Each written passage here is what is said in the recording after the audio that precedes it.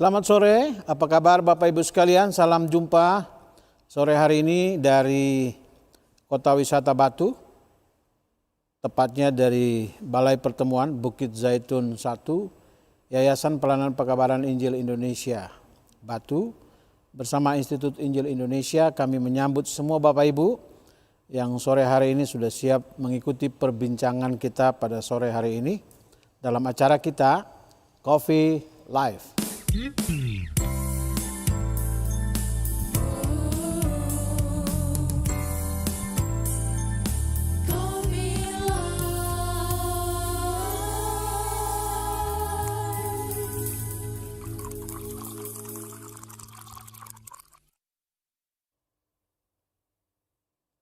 Minggu lalu kita sudah perbincangkan tentang Kidung Natal di masa PPKM ya.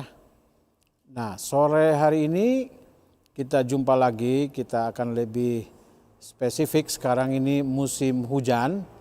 Sehingga sore hari ini kita akan memperbincangkan topik di sekitar situasi kita saat ini. Pasti Bapak Ibu yang mengikuti berita baik di medsos, juga media mainstream, televisi dan lain sebagainya pasti mengikuti berita-berita terbaru khususnya berkaitan dengan COVID-19. Maka sore hari ini tema kita pada sore hari ini waspada virus Omikron di musim penghujan. Jadi selain kita bahas tentang Omikron, kita juga nanti Bapak Ibu bisa bertanya juga soal penyakit yang muncul biasanya di musim hujan. Lebih baik kalau hujan kan sedia payung sebelum hujan. Berkaitan dengan penyakit lebih baik dicegah daripada mengobati. Ongkosnya banyak itu. Nah, sore hari ini kita akan perbincangkan soal ini. Pastikan Bapak Ibu semua siap. Mungkin ada alat tulis untuk menulis. Sehingga jika ada pertanyaan silakan Bapak Ibu mengajukannya lewat nomor WA yang akan muncul di layar handphone atau televisi Bapak Ibu sekalian. Acara kita ya minum-minum kopi santai sore hari. Jadi pastikan semua di rumah juga siapkan kopinya ya. Hanya khusus di acara ini kalau minum kopi kita temukan solusi. Jadi pastikan semua mempersiapkannya di rumah. Kalau ada pisang goreng boleh juga. Tapi kalau kami memang dilarang makan pisang goreng karena harus bicara. Bapak Ibu boleh sambil mengikuti. Baik, kita akan lanjutkan acara kita. Nikmati kopinya, temukan solusinya.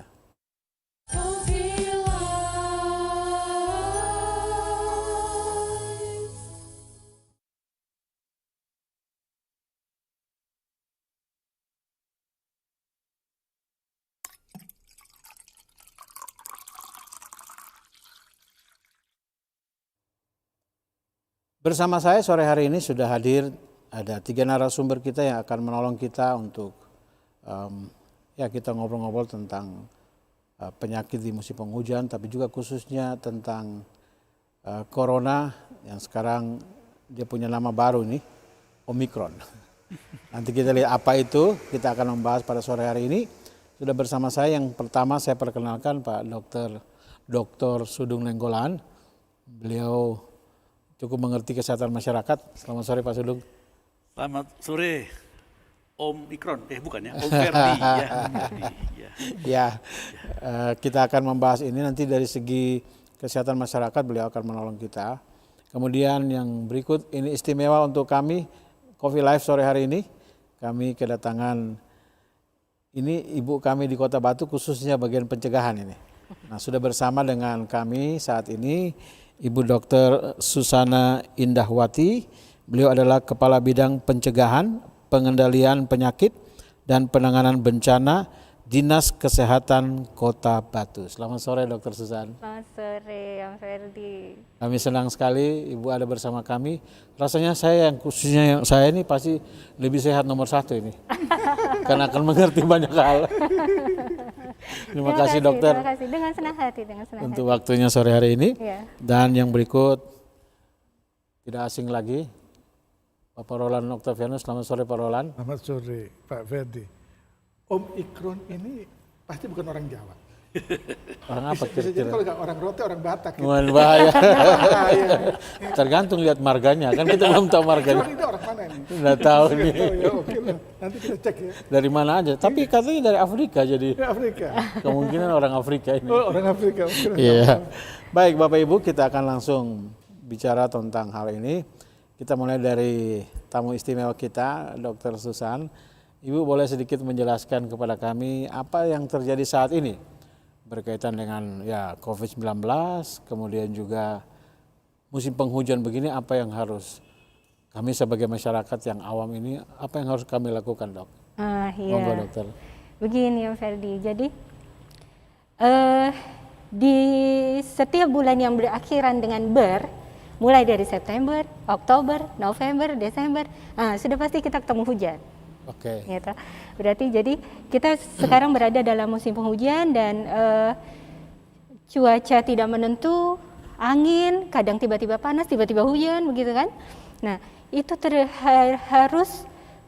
kita harus menyesuaikan diri, harus segera beradaptasi. Dan cara kita untuk bisa menyesuaikan diri dengan keadaan seperti itu adalah menjaga daya tahan tubuh kita dengan tetap baik, supaya tetap baik. Bagaimana caranya? Hiduplah dengan gaya hidup yang sehat. Makan makanan bergizi, gitu toh. Terus makan makanan bergizi itu bukan dalam jumlahnya yang banyak, tidak, tapi variasinya. Jadi ada karbohidrat di situ, ada sayur-sayuran, ada buah-buahan, ada lauk pauk sebagai sumber protein. Kalau kita di Batu ini relatif enak Bu ya, buah-buahannya banyak Bu. Iya betul. Tapi Sekarang kalau buah durian gimana tuh Bu? Sekarang lagi musim manggis, musim mangga ya, banyak Iya, sekali durian buah-buah di juga sini. banyak, Dokter. Durian juga lagi musim. Gak apa-apa, kalau happy konsumsi durian itu kan juga meningkatkan daya tahan tubuh. Betul Dok. Apalagi makan durinya, pasti lebih sehat. Itu ngetes Pak. Gitu. Kemudian berhubungan dengan banyaknya penyakit yang ada, kita harus menghindari stres. Sebetulnya stres itu akan selalu ada. Tidak bisa 100% kita hindari stres, tapi bagaimana kita mengelola stres dengan benar. Bagaimana pada saat stresor itu mampir ke diri kita, mampir ke keluarga kita, mampir ke kehidupan kita, bagaimana kita memanage stres itu, memanage tekanan itu, agar tidak bisa menurunkan daya tahan tubuh kita. Bagaimana caranya? Positive thinking.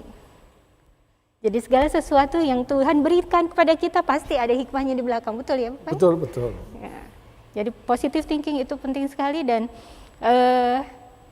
itu pastinya akan bisa memberikan dampak peningkatan daya tahan tubuh. Berarti Bu, PPKM-nya enggak boleh negatif Bu ya? Betul. PPKM itu Bu, pikiran, perasaan, kejiwaan, mentalnya. Kalau negatif pasti turun.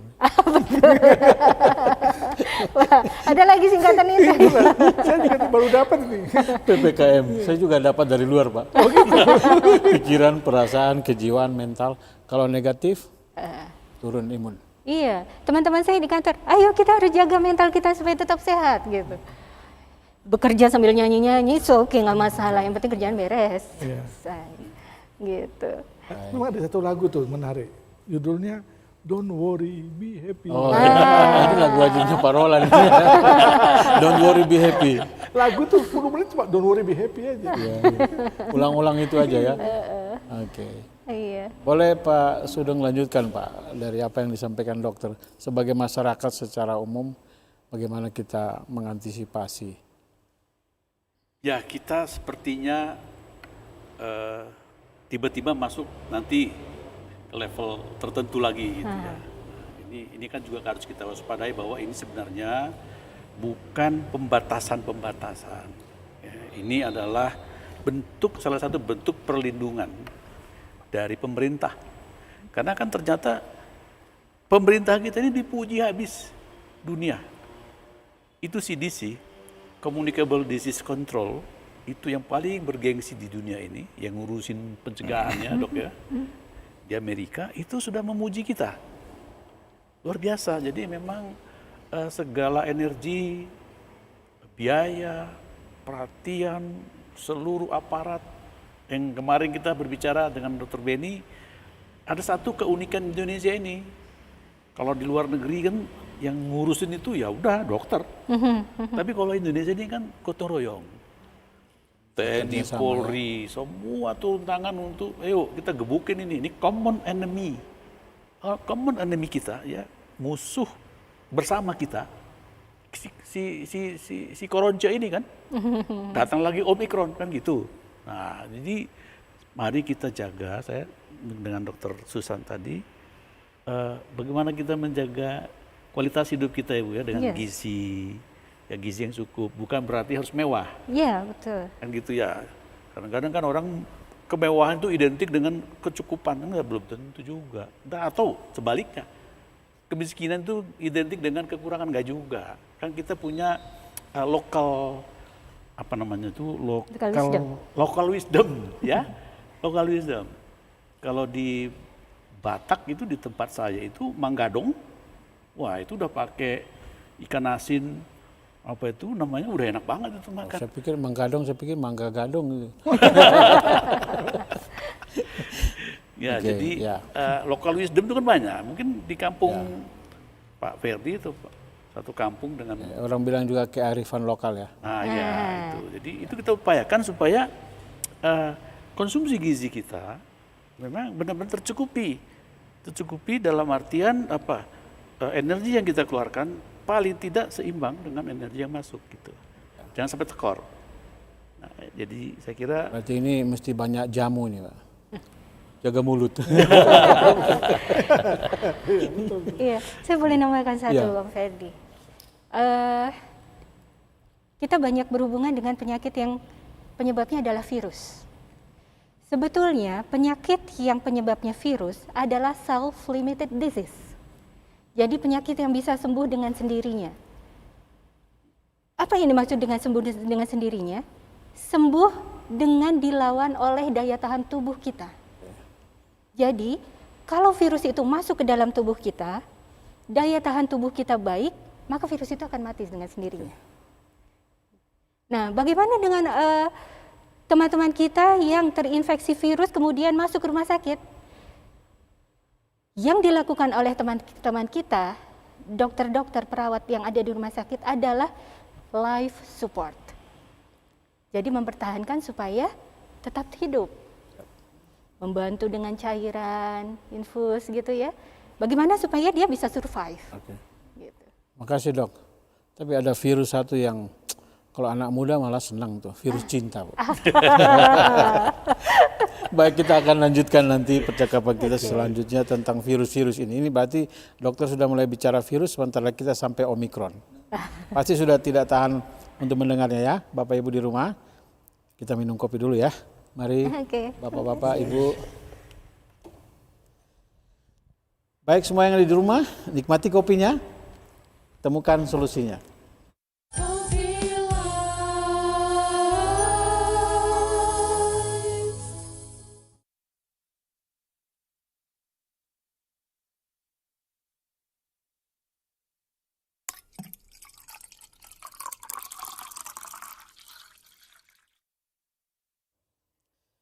Ya, kalau virus cinta itu jangkitnya itu di hati.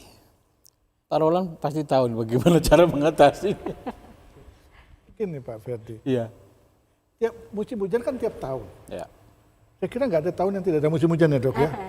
Jadi buat saya musim hujan terus apa masalahnya? Oh sudah biasa kita harus berhadapan dengan hujan, berhadapan dengan segala macam kondisi hujan. Kita sudah terbiasa. Kedua, virus ini kan sudah 2 tahun. Masa kita nggak kenal virus ini? Bagaimana berhadapan dengan dia? Kita kan nggak terlalu naif-naif ya dok ya. Jadi ya saya kira dengan virus ini ya be happy aja kita udah tahu hadapi. Tinggal kita mau hadapi dengan hikmat atau bijak atau kita mau hadapi dengan sembrono. Iya. Yang paling penting sudah 2 kali vaksin ya. Oh sudah. Makanya saya minta izin dok, saya sudah 2 kali vaksin. Tadi tes antigen negatif dok. Jadi saya buka dok. Tinggal Iya, bulan depan boleh booster dok ya. Saya daftar dok ke booster dok. Iya, iya. Nanti kalau pemerintah sudah mau mengeluarkan juknis atau petunjuk teknis untuk booster masyarakat umum, pasti kita langsung boomingkan. Oke dok, nah kita sudah menyinggung virus ini tadi dokter. Boleh kita lanjutkan ke Omikron ini, siapa sih ini sebenarnya Om ini? Boleh mulai dari dokter. Oke, begini Om Ferdi, kita tahu sejak akhir tahun 2019 itu kita ketemu dengan virus corona, ya, yang kita kenal dengan COVID-19. Itu merupakan virus yang sebetulnya hampir sama dengan SARS yang tahun-tahun sebelumnya ada gitu ya, flu burung, cuma itu bermutasi dan sampailah pada COVID-19 ini. Nah, COVID-19 ini kita tahu sepanjang tahun 2020-2021 terus bermutasi terus. Ada Delta, ada Alpha, ya. Omikron ini yang ke-15 dokter ya? Ya. Omikron ini yang terakhir kita temukan di tanggal 24 November tahun 2021. Jadi baru sekali. Dan sudah menjangkit kurang lebih 10 negara. Wow. Awal ditemukan di Afrika Selatan. Botswana ya? Bukan, Afsel. Afrika Selatan, kemudian Botswana, kemudian ada Hong Kong, ada Singapura kemarin, kemudian ada Australia, Austria, Malaysia juga sudah. ya, gitu, Israel, kemudian ada beberapa lagi yang lain. Ini Omikron ini suka wisata juga nampaknya. Ya. Nah, karena itu kita harus mengantisipasi masuknya orang-orang yang berkunjung ke Indonesia dari negara-negara yang tercatat ditemukannya virus Omikron ini, begitu. Bukan berarti tidak boleh berkunjung, boleh saja, tapi dengan penjagaan yang lebih ketat. Ikuti prosedur. Ya, jadi karantina yang tadinya 5 hari sekarang diperpanjang jadi 7 hari, begitu. Kemudian pada saat mereka masuk ke negara kita harus dilakukan tes PCR. Nah, kalau misalnya ditemukan gejala tapi ternyata PCR-nya kok negatif, tapi kita melihat gejala-gejalanya itu mengarah ke COVID, nah berarti kita harus melakukan apa yang disebut dengan sequencing. Sequencing itu kita melihat apa sih yang menjadi pembeda, kenapa di PCR negatif tapi gejalanya kok mirip-mirip. Nah, itu yang terjadi di Omikron. Omikron itu adalah kalau kita periksa PCR-nya harus dengan metode S-gene target failure. Jadi gen S-nya itu tidak ditemukan di Omikron. Begitu. Itu nanti pembicaraan yang lebih teknis. Istilah teknis. Pokoknya dokter tahu lah bagaimana ya pokoknya begitulah. mendeteksi Om ini ya. Dok, ini virus ini kan ganti nama terus tuh dok. Mutasi kan ganti nama. Ke pengadilan enggak dok? Punya KTP enggak ini? Ini kok bikin pusing kita ini. Terus jalan-jalan ke berbagai negara ini dia pakai paspor enggak? Balik nama Terus terus. ganti-ganti baju Iya ganti baju ya. KTP-nya ganti baju lagi kacau nih. Ini pasti imigrasi juga pusing ya. Betul. Makanya kita mesti tolong imigrasi nih. Kasihan mereka harus teliti banget sama dokter ya. Habis KTP-nya ganti, paspornya ganti terus. Wah ini aman ini masuk. Siapa yang harus bertanggung jawab ini? Saya bukan pembuat paspor Pak, jadi jangan. Saya nggak ikut bertanggung jawab Pak. tapi ini ya silakan. Informasinya itu jadi akhirnya Omikron ini juga nama gugusan bintang yang ke-15. Gitu Makanya namanya cocok. Jadi mau cari-cari apa yang pas, ternyata Omikron ini ada juga kaitan dengan itu Pak Roland. Bagus lagi namanya. Ya, namanya bagus lagi, Om. Tapi memang ini ya harus kita hadapi, nggak bisa tidak. Ya. Memang sudah ada kan, kayak musim hujan kan sudah ada, ini virus sudah ada. Apakah sudah di Indonesia atau belum, bukan menjadi utama. Betul. Karena kita tidak harus, karena tidak masuk Indonesia terus kita sesukanya. Atau sudah masuk Indonesia juga kita ketakutan, bukan. Nah, tidak harus itu bukan itu utama. Ada kaitan dengan tadi dokter katakan bagaimana menjaga hati ini. Betul. Soalnya orang baca-baca informasi juga kan bisa Horor. takut. Jadi parno. Maka jadi turun. Jadi nasihatnya apa nih Pak Sudung untuk masyarakat umum nih? Ya saya pikir tadi ya saya mental health ya. Tadi Dokter Susan menyinggung tentang kesehatan jiwa ini, kesehatan mental kita. Ya banyak beribadah lah, berdoa gitu ya. Mungkin porsinya Pak Roland kalau soal berdoa itu seperti apa, doa yang sampai kemana doanya gitu kan kira-kira. Ada juga doa sampai loteng saja kan? Ya tapi menjaga prokes lah. Ya, betul. Jadi tetap kita disiplin dengan protokol kesehatan, kerumunan. Kan kita curiga kalau mengapa pemerintah akhirnya di saat-saat Nataru ini ya, harus membataskan, naikkan levelnya ke level 3 lagi, karena pengalaman ketika yang lalu, ini kan kalau kita lihat di grafik itu kan peningkatannya kan pada saat libur itu kan, nah itu menonjak luar biasa, jadi puncak baru di situ kan, baru turun-turun lagi melandai sampai sekarang. Nah sekarang saya pikir kita harus mendukung Satgas COVID-19 supaya pemerintah setelah mencanangkan ini, ya mari kita masyarakat, ayolah patuhlah, daripada nanti jatuh lagi kan kita nggak sangka-sangka, tahu-tahu, si Anu meninggal, si Anu udah ventilator, waduh, kalau udah masuk ventilator itu rasanya sudah vonis itu kan, ngeri-ngeri sedap juga kita dengarnya kan, Iya. Masyarakat banyak dirawat di gang-gang, wih, ngeri kali kalau kemarin. Jadi mari ya, sebagai anggota masyarakat kita semua menjaga, tetap memakai masker, ya, rajin cuci tangan. Mungkin Pak Roland kita mungkin tetapkan lagi itu ya, masuk itu tuh kita harus lagi ya, masuk gedung gitu ya. Ya. Paling tidak di sekitar kita lah. Kan Ya, saya kira tetap kita Masih Kak. sampai sekarang kita cukup ketat karena kita didukung oleh pemerintah Kota Batu, bahkan tempat kita bisa dipakai buat shelter itu. Justru shelter itu membuat kita lebih aman. Karena mau tidak mau kita tertib. Coba kalau nggak ada shelter, kan kita nggak tertib. Makin shelter tertib, orang yang di dalam juga tertib, kita tertib, akhirnya orang semua tertolong. Maka ketertiban itu sederhana kok, keluar dari hati kita, bukan karena paksaan. Kalau kita mau kerjakan tertib itu dari hati kita, enak. Saya kira pemerintah juga tidak pernah memaksa, hanya menghimbau, ayo kita sama-sama. Karena kalau kita menghargai diri kita dan orang lain, kita tertib. Jadi mesti selalu diingatkan ya. Karena tadi Pak Roland punya lagu tuh bagus juga tuh. Don't worry, be happy. Tapi kadang-kadang don't worry, be happy lalu be lupa. Sudah happy lupa. Ya kemarin Pak Dokter kemarin tuh Dokter Benny bilang, ada temannya datang dari luar negeri, sampai di Soekarno Hatta, itu dia di PCR positif. Tapi berhubung karena dia sudah 2 kali vaksin, akhirnya lolos. Jadi bisa dirawat, tapi nggak seheboh yang dulu. Gitu, Iya. gitu ya Dok ya pengalaman. Ya, tetap harus dilakukan karantina, itu yang jelas. Iya. Dia harus melakukan karantina, harus. Meskipun dia sudah vaksin 2 kali, ingat vaksin 2 kali adalah melindungi diri kita, melindungi diri kita.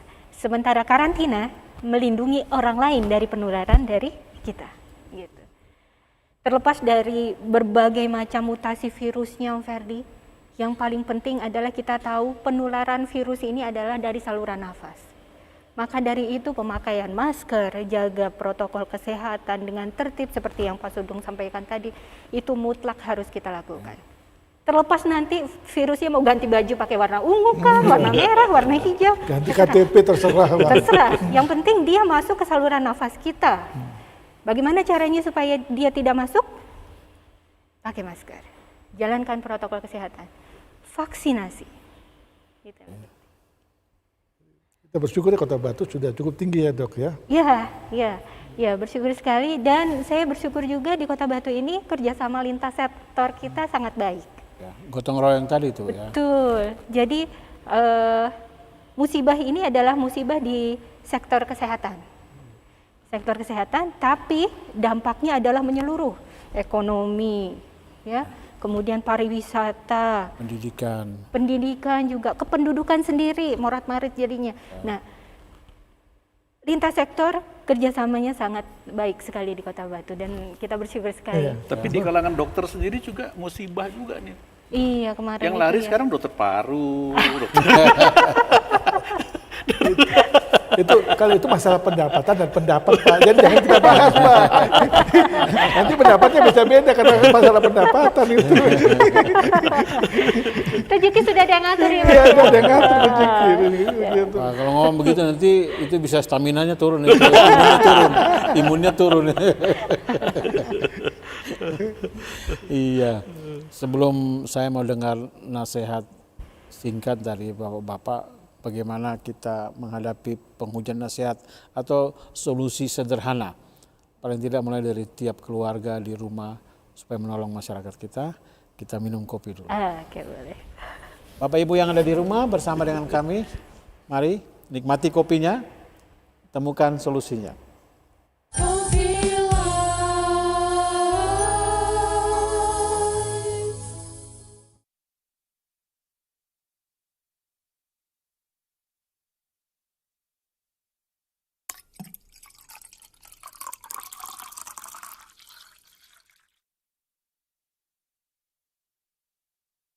Sebelum kita menjawab, sudah ada 9 pertanyaan yang masuk. Kita akan mendengar sedikit solusi sederhana. Bagaimana kita mempersiapkan anak di keluarga atau dari rumah kita untuk mengantisipasi situasi saat ini. Saya mulai dari dokter, monggo dokter. Oke, baik. Begini, penjagaan yang terpenting untuk kita adalah penjagaan di dalam keluarga. Bagaimana orang tua atau pimpinan di dalam keluarga, kepala keluarga bisa memberikan mandatori agar pelaksanaan kesehatan bisa dijalankan dengan baik di rumah. Gerakan masyarakat hidup bersih dan sehat, pola hidup bersih dan sehatnya itu harus kita mulai dari rumah. Gitu. Sekarang kita mempunyai protokol kesehatan di mana pada saat kita keluar rumah kita harus menggunakan masker. Anak-anak sekarang sudah otomatis kalau keluar rumah pakai masker. Masker itu sebagai bagian dari hidup kita sekarang. Kalau kita keluar rumah tidak pakai masker, rasanya seperti kita nggak pakai baju mungkin ya. Ada yang kurang. Kadang-kadang orang tua yang masih lupa. Tuh. Makanya mesti gantung di leher. Iya. Makanya ada cadangan di mobil, ada cadangan. Di saku ada, Saku, 3, 4. kadang-kadang buru-buru lupa. Ya, Makanya mesti standby ada di ya, mobil betul. juga. Harus ada cadangan. Kemudian jaga kebersihan tangan, sering-sering cuci tangan. Setiap kita memegang sesuatu yang juga itu adalah dipegang oleh orang umum, segera cuci tangan. Jaga jarak, seperti kita hari ini jaga jarak itu bagus sekali. Jaga jarak bukan berarti kita jauh dari hati. Betul. Ya? Yang penting jaga di hati. Ya. Mantap ini dokter kita ini. Witis juga dong. Gitu. Kemudian yang terpenting adalah kita patuhi himbauan dari pemerintah karena bagaimanapun juga yang dilakukan oleh pemerintah adalah untuk kepentingan kita bersama, tidak untuk kepentingan satu golongan tertentu. Betul. Jadi apa yang sudah dikerjakan ini kita lanjutkan lebih baik lagi ke depan ya. Jadi mau ganti baju kayak apapun kalau kita tetap jaga prokes aman lah Bu ya. Betul. Satu lagi. Ya. Jangan lupa bahagia. Okay. Don't worry, be happy. Monggo Parolan. Iya ini yang menarik ini virus ini kan enggak punya agama, enggak kenal agama. Jadi enggak peduli itu mau kegiatan keagamaan apapun dia datang bikin kacau ya. Jadi kita harus sadar kalau gitu. Ini bukan masalah pemerintah larang atau tidak, untuk tidak boleh beribadah atau kegiatan keagamaan dibatasi, jamnya dibatasi, suasananya dibatasi, tidak. Tapi masalahnya bukan di situ. Masalahnya kalau sebagai orang tua bilang pada anak, kamu ke sana ini musim hujan tuh lagi gelap itu loh. Hujan nanti sebentar lagi banjir di situ. Terus kita ngotot pergi main ke tempat banjir, tiba banjir hilang kan susah kita. Kan nasihatnya jelas, ini hujan. Ini kan musim hujan bakal banjir di situ. Terus dia main di banjir, hilang. Kita kan enggak perlu ke situ kan. Jadi orang bijak ya sederhana aja dok ya. Apa yang orang tua bilang jangan, tentu orang tua tidak jahat. Iya. Tidak jahat, orang tua tahu itu ada bahaya. Tidak usah paksa di bahaya itu. Oh bisa dibalik Parolan ya. Ya. Jangan mau dikacau sama virus ini. Iya. Kita yang harus bersatu untuk lawan dia. Iya betul. Yang positif ya, kita berat lawan. Baik, makasih Pak Sudung. Ya, saya mau ini kan kita mau supaya bahagia ini ya. Jadi baiknya kita dengar pantun dulu. Wah, mantap. Ini udah siap nih nampaknya. Ini udah siap saya pantunnya. Bersepeda di pinggir jalan. Kota Tegal, Kota Bahari. Cakep. Jika kita mau makan, makanlah yang sehat dan bergizi. Satu lagi Pak, ini tentang olahraga nih. Kemiri bagus tidak berserbuk. Disimpan dalam wadah sederhana. Meski senggang ataupun sibuk, marilah kita siapkan waktu untuk berolahraga. Gitu. Iya, Lengkap lah. Tadi yang pertama ada sepeda ya, kita mesti beli sepeda ini. Tapi jangan yang mahal-mahal. Ya, yang penting bisa dayung lah. Ini kalau keliling kompleks ini Pak. Terima kasih Pak Sudung. Mantap. Yang di rumah tadi dengar pantunnya ya, habis ini langsung beli sepeda. Kemiri banyak di rumah, sepeda ini lebih mahal. Baik, Bapak Ibu, kita lanjutkan dengan menjawab dulu pertanyaan yang sudah masuk, ada 9 pertanyaan. Yang pertama dari Lucy di Jakarta Utara. Shalom, sekarang kan musim penghujan, kita pasti waspada banjir, tanah longsor dan lain-lain. Terus sekarang ada lagi virus baru, sebenarnya lama ini dia pakai baju baru. Ada virus yang makin cepat menular. Ini kan agak ngeri ya. Pertanyaan saya, apa pemicu dari terjangkitnya seseorang dengan virus Omikron? Apakah karena daya tahan tubuh kita lemah, atau karena kelembaban udara, atau karena daya menular yang memang kuat? Lalu apa yang harus kita lakukan? Ya, tadi sudah banyak kita perbincangkan, tapi mungkin kalau dokter bicara lagi pasti lebih. Oke, halo Mbak Lucy, Jakarta Utara. Jadi memang betul virus Omikron ini karena dia sudah ganti baju, ya, dia mempunyai 32 baju baru. Banyak kan? Omikron ini punya 32 baju baru yang dia bisa masuk ke dalam sel tubuh kita dan mengelabui sistem pertahanan tubuh kita. Salah satunya supaya kita bisa melawan virus ini adalah perkuat daya tahan tubuhnya. Jaga makanan, makan makanan yang bergizi, kemudian asupan suplemen itu penting sekali. Karena kalau misalnya kita tidak yakin makanan kita cukup gizi atau tidak, maka kita butuh suplemen. Suplemen itu adalah makanan tambahan penambah asupan gizi. Bisa vitamin C, bisa vitamin D, bisa vitamin E, begitu ya. Kemudian pola pikir itu harus dijaga, gaya hidup, pola hidup bersih dan sehat juga harus tetap dijaga. Dan yang paling penting, kita tahu virus ini masuk ke dalam tubuh kita melalui saluran pernafasan, jadi harus selalu menggunakan masker dimanapun kita berada saat kita keluar rumah. Jelas, terima kasih dokter. Kita lanjut pertanyaan yang berikut. Anes, Yogyakarta. Sore Pak, mohon tanya, apakah gejala jika seseorang sudah terjangkit virus Omikron? Dan apakah seseorang yang kontak erat dengan orang yang kena virus Omikron, dia harus PCR? Sebenarnya dokter lagi nih. Ini semua pertanyaan ke dokter susah nih. Udah kita ikut ya, dengerin aja nasihat. Boleh. Oke, Mbak Anas di Jogja, gimana kabarnya Jogja? Hujankah di sana? Oke. Apakah gejalanya jika seseorang sudah terjangkit virus Omikron? Karena virus Omikron ini adalah mutasi dari COVID-19, maka gejalanya pun sepertinya hampir sama saja. Hampir sama, cuma mungkin ada di beberapa wilayah terdampak Omikron ini yang tadi di 10 negara itu lebih banyak menyerang persarafan. Jadi pusing yang hebat gitu. Itu mungkin merupakan gejala dari virus Omikron yang sangat mengganggu, di samping adanya anosmia, ya, kemudian kehilangan indera pengecap, flu, batuk, berdahak gitu. Jadi sebetulnya hampir sama saja. Hampir sama saja. Kalau pusing karena penghasilan kurang itu beda ya. Beda lagi. Beda. Harus ada gejala penyerta yang lain.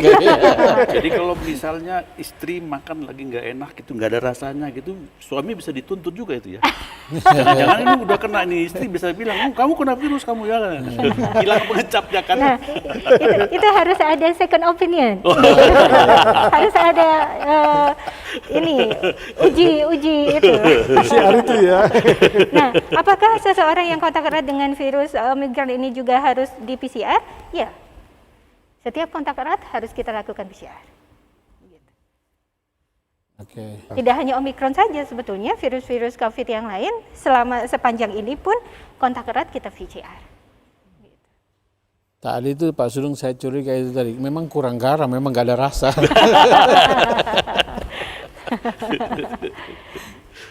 Oke. Kita lanjut. Pertanyaan yang berikut dari HNS Ime Bantul. Shalom. Mohon tanya, apakah orang yang sudah divaksin 3 kali, wah ini hebat sudah 3 kali ya, jika terjangkit Omikron efeknya masih tetap berbahaya? Ini dokter lagi. Iya. Oke, rupanya yang bertanya ini adalah tenaga kesehatan ya. Ini, ya. Karena sudah 3 kali berarti tenaga kesehatan ini. Oke. Wah langsung tahu dokternya. Kalau kan nggak tahu. Kita bukan baru 2 kali, Kita baru kali. Iya, iya. Yang boleh 3 kali baru tenaga kesehatan. Jadi yang bertanya saya pastikan tenaga kesehatan. Betul Mbak Ime ya? Oke. Apakah yang sudah divaksin 3 kali jika terjangkit Omikron efeknya masih tetap berbahaya? Itu begini. Seseorang yang sudah dilakukan vaksinasi, apalagi sudah mendapatkan booster, bisa saja terinfeksi, cuma gejalanya akan lebih ringan daripada yang lain. Kayak flu biasa mungkin ya? Betul, tapi tetap harus dilakukan karantina. Protokolnya tetap dijalankan. Ya, nikmati Begitu, sendiri ya, jangan bagi-bagi ke yang lain. Jangan bagi-bagi yang lain. Begitu. Kita Mbak punya Ime. tempat karantina paling bagus di seluruh Indonesia. Iya, ini saya terima kasih sekali. Saya bahagia sekali waktu Pendeta Roland bilang, boleh silakan dokter pakai saja. Tapi kalau dari Jogja terlalu jauh ke sini. Janganlah, jangan. Oke, mungkin cukup Bu ya. Kita lanjutkan, Romli Makassar. Sore Pak. Oh, berarti sekarang tinggal 2 Bapak ini yang jawab. Sore Pak. Mohon tanya, apakah ada kaitannya antara virus corona, Delta, SARS, dan Omikron? Karena semuanya hampir sama di seputar hidung, mulut, tenggorokan, dan paru-paru. Ya. Yang kedua, apakah ada pencegahannya seperti suntik cacar? Wah ini kayaknya dokter juga ini. Kita nggak bisa jawab, Iya, salah. memang waktunya dokter Susan ini. Monggo dokter. Oke, ya baik. Betul. Jadi virus ini merupakan mutasi dari virus-virus sebelumnya, Pak Romli. Jadi ya memang penularannya pun juga sama, gitu ya. Seperti yang tadi telah kita bahas bersama bahwa penularannya adalah dari saluran pernafasan, sehingga bagaimana caranya supaya virus-virus ini tidak masuk ke dalam tubuh kita, maka harus dihambat dengan penggunaan masker. Apakah bisa dicegah? Sejauh ini yang kita lakukan untuk mencegah adalah vaksinasi. Ya, sama cacar juga vaksinasi ya, imunisasi cacar. Nah, karena virus ini baru ditemukan di akhir tahun 2019, maka vaksinasi yang ada sekarang sifatnya adalah emergency vaccination, emergency immunization. Ya. Jadi vaksinasi yang dilakukan karena kasus kegawat daruratan, begitu. Nah, kita berharap nanti ada pengembangan-pengembangan lain dari ilmuwan-ilmuwan kita sehingga vaksinasi bisa digunakan untuk pencegahan. Begitu. Terima kasih dok. Terima kasih. Sangat jelas. Yang berikut Sarah Makassar. Salam Bapak dan Ibu. Apakah anak-anak usia balita juga rentan terhadap virus Omikron? Bagaimana pencegahannya di musim penghujan ini? Wah ini lagi-lagi dokter Susan. Mohon maaf Pak Sudung. Tapi yang tadi kan sudah dijelaskan kan, Pak Dokter kan. Jadi saya kira siapa saja. Iya, siapa saja. Siapa saja, nggak ada, apalagi kalau sekarang ini, tapi Dokter Susana yang diprioritaskan untuk booster ini kan lansia ya. Iya, lansia. Karena Saya apa? udah lansia nih, jadi saya nanti yang kloter pertama nih mau Pak Roland termasuk ini. Saya juga lansia. Nah, gitu. Itu saya masih muda. Dan trik-trik pencegahannya kan tadi sudah Iya, gamblang ya. yang jelas kita menjaga daya tahan tubuh anak supaya lebih kuat. Jadi anak-anak perlu kita berikan asupan nutrisi yang baik, suplemen, kemudian susu jangan lupa gitu. Nah, usia balita juga merupakan usia yang rentan. Jadi kelompok rentan kita adalah kelompok balita, ibu hamil, ibu menyusui, dan lansia. Serta kelompok rentan yang satu lagi adalah penderita komorbid, itu adalah kelompok rentan. Untuk orang-orang ini yang tidak bisa divaksinasi, mendapatkan perlindungan dari kita yang divaksin. Jadi kalau kita sudah divaksin, kemudian virus itu masuk ke dalam tubuh kita dan berhenti di tubuh kita, Iya. dengan kata lain kita tidak bisa menularkan kepada kelompok rentan tersebut, itu yang penting. Dan kalau tidak perlu diajak keluar rumah, tidak usah keluar rumah. Ya, itu kelompok bubur, Bu. Tadi kan busui, ibu menyusui, ibu hamil, bumil. Yang nggak boleh keluar rumah itu bubur. Kelompok ibu-ibu subur. Gitu. Makin Ada pandai lagi. maksudnya. Ada lagi. Saya di sini jadi banyak kenal ini istilah baru. PPKM level 3. Gara-gara kopi. Kita santai aja. Oke. Baik, kita lanjutkan dari Surabaya, Alia. Sore Bu, ini Ibu lagi nih. Mohon tanya, saya baca bahwa gejala terjangkit Omikron ringan, tapi sangat berbahaya. Pertanyaan, apa yang harus dilakukan jika sudah terjangkit virus ini? Apa terapi penyembuhannya? Apakah harus isoman? Iso-iso aja ini. Iya. Jadi sama dengan virus COVID yang lain. Jadi tetap life support itu harus tetap dilakukan. Gitu. Kalau misalnya kita terjangkit, apa yang harus dilakukan? Life supporting. Pertahankan kehidupannya dengan cara meningkatkan daya tahan tubuhnya. Apabila timbul gejala yang berat harus segera diatasi gejalanya, gitu ya. Virus ini belum ada obatnya, kita belum ketemu obatnya, jadi yang dilakukan adalah life support seperti itu. Jadi meningkatkan daya tahan tubuh si penderita agar dia bisa melawan virus itu sendiri. Begitu. Kemudian apakah harus dilakukan isoman? Iya, betul. Tetap. Protokol penanganan COVID seperti karantina atau isoman itu harus dilakukan. Nah, juga harus dilakukan namanya pemeriksaan kontak erat. Pemeriksaan kontak erat kita harus tracing itu setidaknya kita harus temukan 10 orang yang melakukan kontak erat dengan si penderita. Minimal 10 orang kita cek. Gitu. Ya, jadi intinya ya sebenarnya masih sama saja dengan COVID ini. Sama saja. Bajunya Sama tadi itu ya. Iya, itu. Iya. Iya. Begaya sekali dia ini ya. Lifestyle-nya tinggi. Iya, kayak kan dia suka dia punya- jalan-jalan. Oh, betul. Mungkin dia juga punya pabrik kain, Bu. Mungkin bajunya macam-macam dia. Oke, kita pindah ke Depok.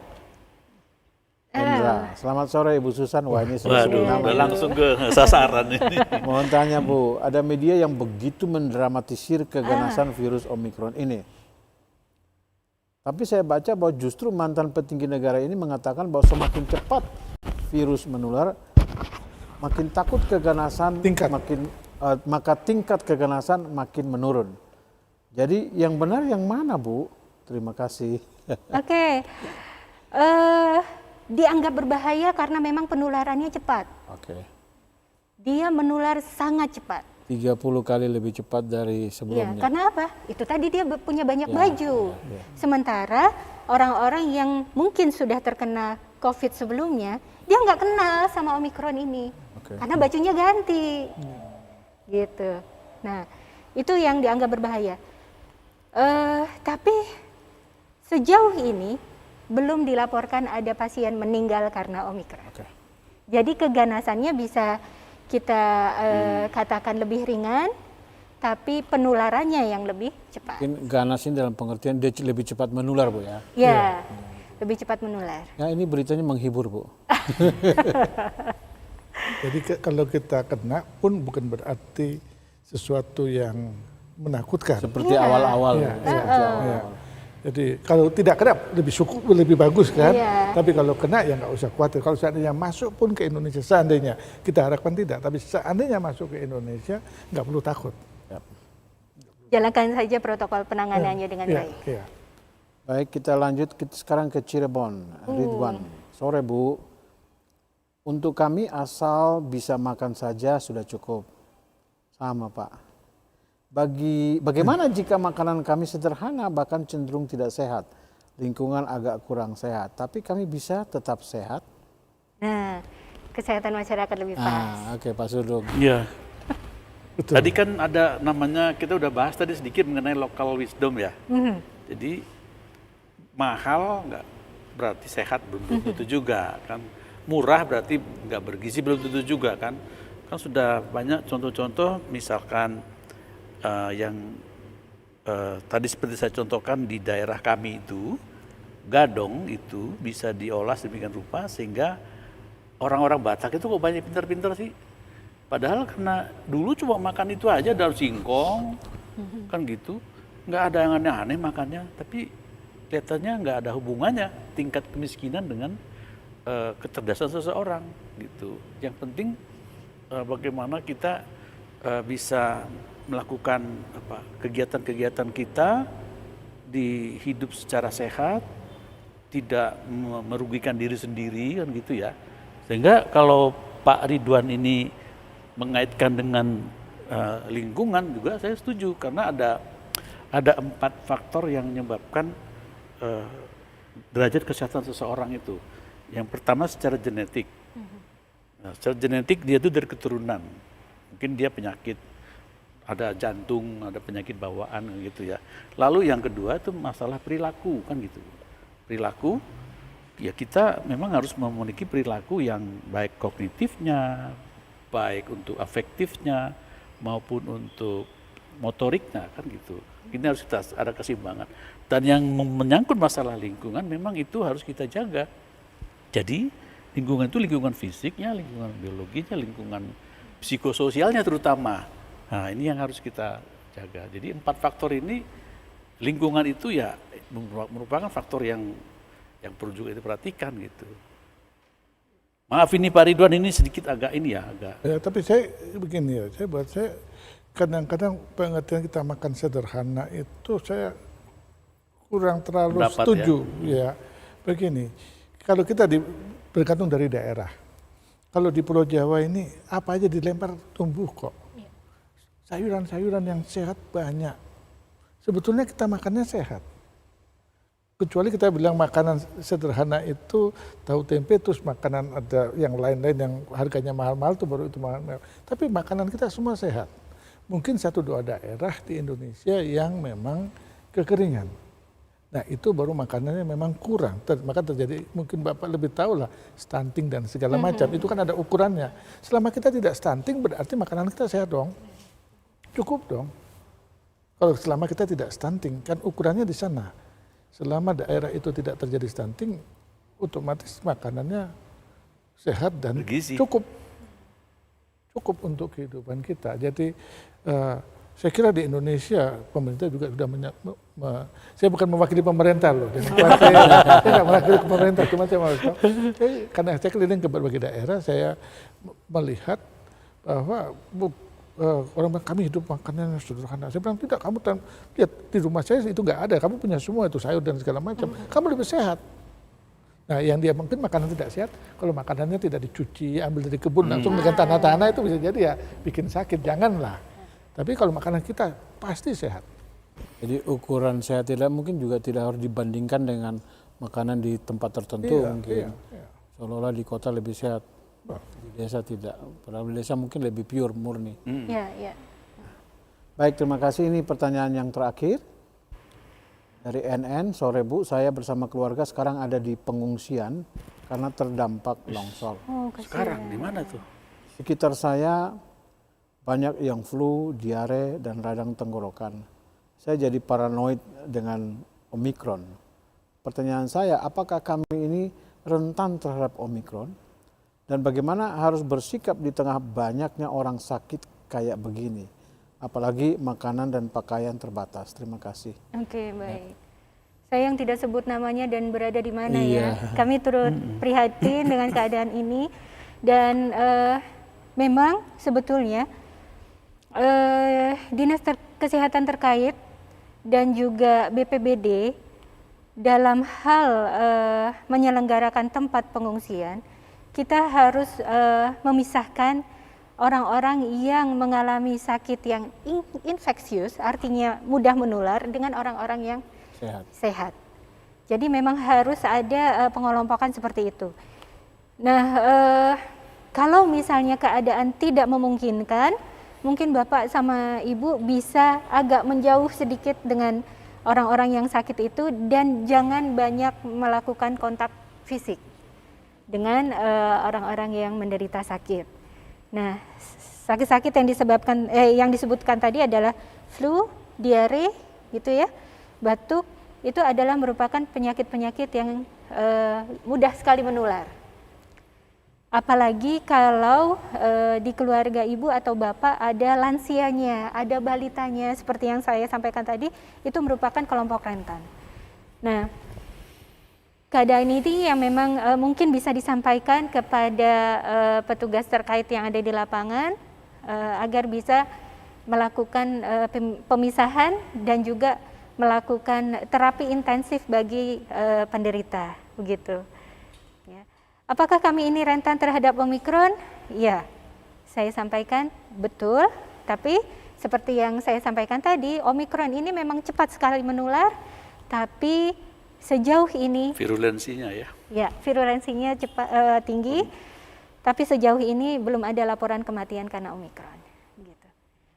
Selalu jaga protokol kesehatan, selalu menggunakan masker walaupun berada di dalam ruangan, jaga jarak dengan yang lain, lindungi keluarga Bapak atau Ibu dari penularan penyakit-penyakit yang lain. Kita semua berdoa semoga musibah itu segera bisa tertangani dengan baik dan Bapak atau Ibu sekeluarga bisa mendapatkan tempat tinggal yang baik atau kembali ke rumah. Ya, kan ini lagi musim hujan ya. Iya. Dok, ya. Mungkin ada longsor tadi. Mungkin Pak Ferdi bisa tanya Ibu dokter kita ini, musim penghujan itu penyakit-penyakit apa aja sih selain kantong apa tadi Pak? Kantong kering. Apa itu tadi terkait?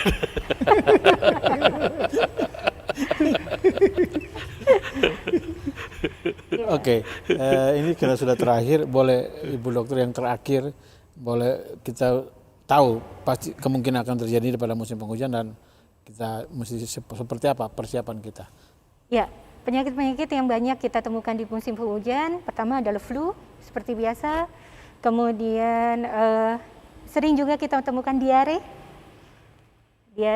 kemudian kita sering juga temukan satu hal, demam berdarah. Itu yang Demam itu yang berdarah. paling Ya. kelihatannya sederhana tapi berbahaya. Kalau flu mungkin karena udara yang kotor bisa ya, udara yang terinfeksi masuk ke dalam saluran nafas kita, kemudian diare mungkin karena makanan yang tercemar, Ya, higienis ya. ya karena makanan yang tercemar. Tapi demam berdarah, nyamuk ini adalah nyamuk yang bersih. Dia suka di tempat-tempat yang bersih justru. Pembersih nyamuk ini. Iya. Tapi kita Pakai harus bersih hati-hati. ya itu. Tapi dia Pagi-pagi hari dia makan. Iya. Gigitnya kita pagi-pagi ya. Iya. Maka dari itu kita harus gerak di pagi hari supaya tidak nyamuk itu tidak bisa Nempel, nempel. ya. Karena Mau bangun pagi dan olahraga ya. Ya, itu yang tadi pantunnya tadi. Tadi Itu pantun dia. tadi. Ya, pas lah itu. begitu. Semuanya dilakukan 3M ya. Iya. Membersihkan tempat penampungan air, Ya. kemudian mengubur Menguras. Ya. barang-barang bekas dan Menimbun. menimbun barang bekas atau mendaur ulang, ya, gitu. Mencegah gigitan nyamuk. Mencegah gigitan, betul. Yang ketiga. Pakai baju tangan panjang. Pakai kulambu yang paling bagus ya. Zaman dulu ya, orang tua kita pakai kelambu. Baik, terima kasih dokter. Tapi ada flu itu sebenarnya juga bagus loh, flu. Forever love you. Ada lagi kan? ini berarti dengan presenter yang begini Bu, kreativitasnya kalah itu. Banyak istilah sudah saya dapat hari ini. Baik, supaya imun kita naik Bu. Ya betul. Ya, Bapak Ibu di rumah, terima kasih untuk kebersamaan sore hari ini. Apa yang bisa kita simpulkan dari percakapan sore hari ini? Omikron tidak perlu ditakuti, cukup diketahui kalau dia bisa menjangkitnya cepat. Sehingga kita tetap harus menjaga diri kita, mengikuti protokol kesehatan dengan baik, terus perhatikan itu. Dan di rumah kita memperhatikan keluarga kita untuk tetap mengikuti protokol kesehatan. Dan jangan lupa makan makanan yang bergizi, bukan berarti mahal, tetapi cukup asupan gizinya untuk menolong imunitas tubuh kita. Dan lebih daripada itu, don't worry, be happy. Daripada stres, ambil gitar menyanyi. Kalau tidak ada gitar, pakai tutupan botol itu juga bisa. Cek, nyanyi juga bisa. Yang penting happy kan begitu. Daripada susah terus, nanti turun imunnya, datang itu om itu. Jadi perbincangan sore hari ini kiranya menginspirasi semua Bapak Ibu untuk kita terus menjaga protokol kesehatan kita dengan baik. Sehingga apapun COVID-19 mau pakai baju apapun, kita bisa melawan dia secara bersama-sama dan mengikuti semua protokol kesehatan. Kiranya nasihat Dr. Susan sore hari ini menolong semua Bapak Ibu yang bertanya dan juga mengikuti perbincangan pada sore hari ini. Nampaknya kopi kita masih ada, kita masih boleh minum yang terakhir. Dan semua Bapak Ibu yang ada di rumah, nikmati kopinya, temukan solusinya.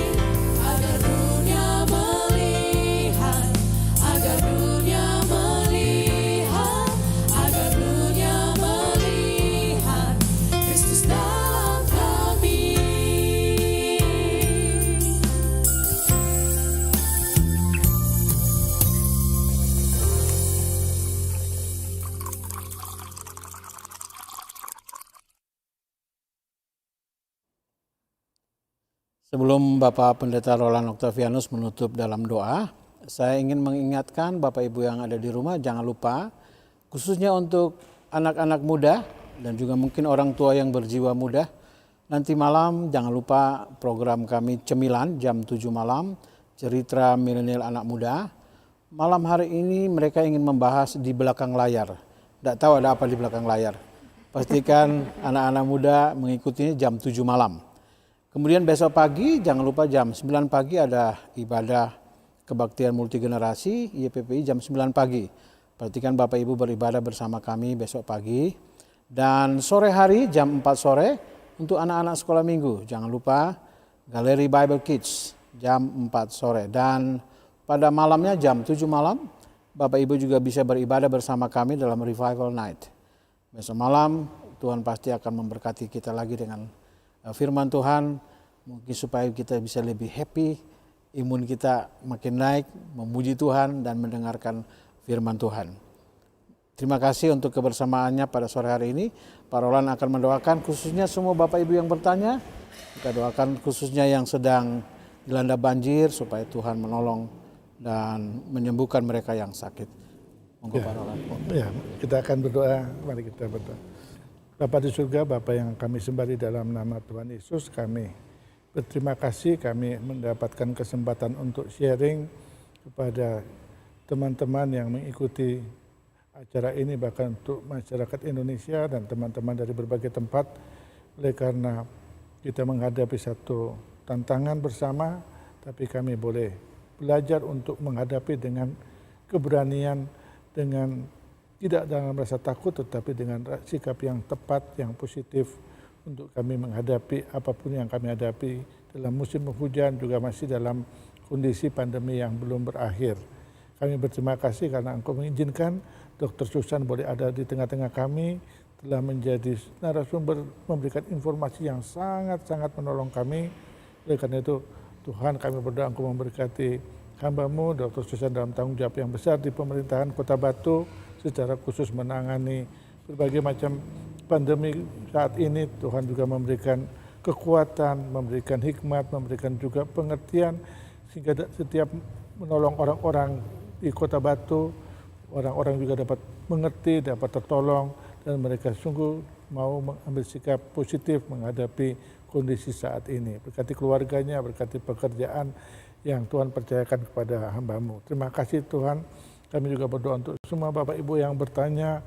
Tuhan juga Engkau memberkati mereka untuk dapat mendapatkan pemahaman yang baik, sehingga mereka juga dapat bukan hanya melindungi dirinya, juga melindungi keluarganya, melindungi orang-orang di sekitar, sehingga sekalipun jika Tuhan mengizinkan virus ini masuk ke Indonesia, kami dapat bersama-sama mencegahnya, menghadapinya dengan cara yang tepat, dengan cara yang positif.